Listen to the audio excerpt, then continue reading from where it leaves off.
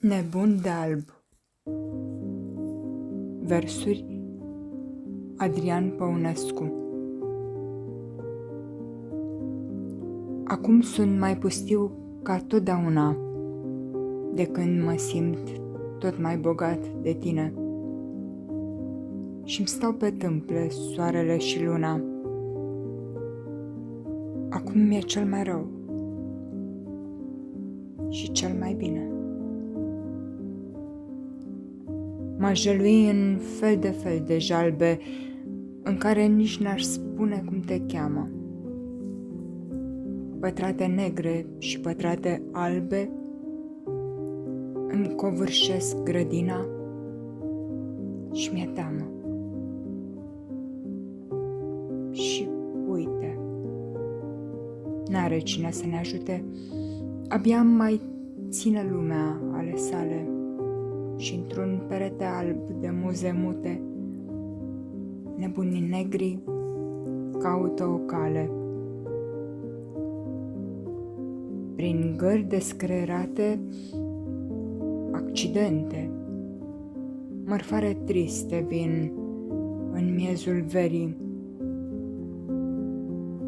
iar eu sunt plin de gesturi imprudente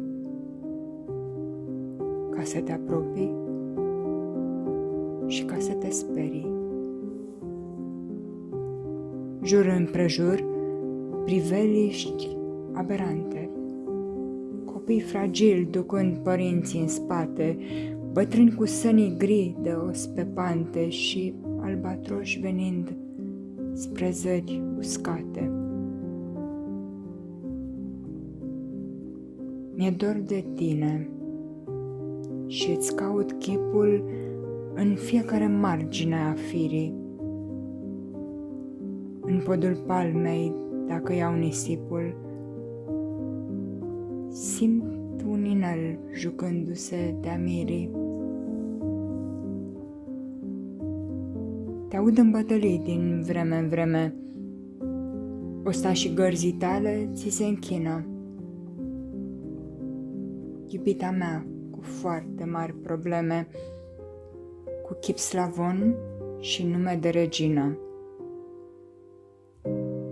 Fiorul rece prin spinare îmi trece când mi-amintesc cu gene înlăcrimate că tu, de la etajul 13, voiai să te arunci să scapi de toate. Dar tu înțelegi, de fapt, că nu se cade să pui în cumpănă întreaga viață, că nu sunt joc abstractele rocade, ci sângele ce fierbe sau îngheață.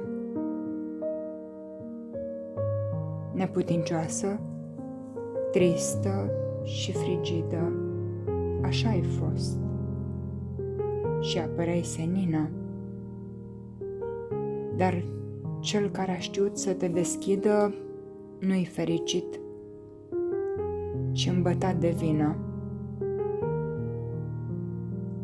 De te lucram sârguincios cu dalta, de te făceam din carnea mea, iubito, nu deveneai cum astăzi ești, o alta, pe care la căldură am trezit-o. Lăsând ambițiile deoparte, ne aruncam în marea nemiloasă și împreunați, ca filele într-o carte, ne facem din sudoare sfânta casă. Pe urmă, vin ceilalți să ne distrugă și ochii tăi mă caută într-una și eu înalți nefericită ruga, purtând pe tâmple soarele și luna. Și te iubesc cu milă și cu groază, tot ce al tău mi se cuvine mie,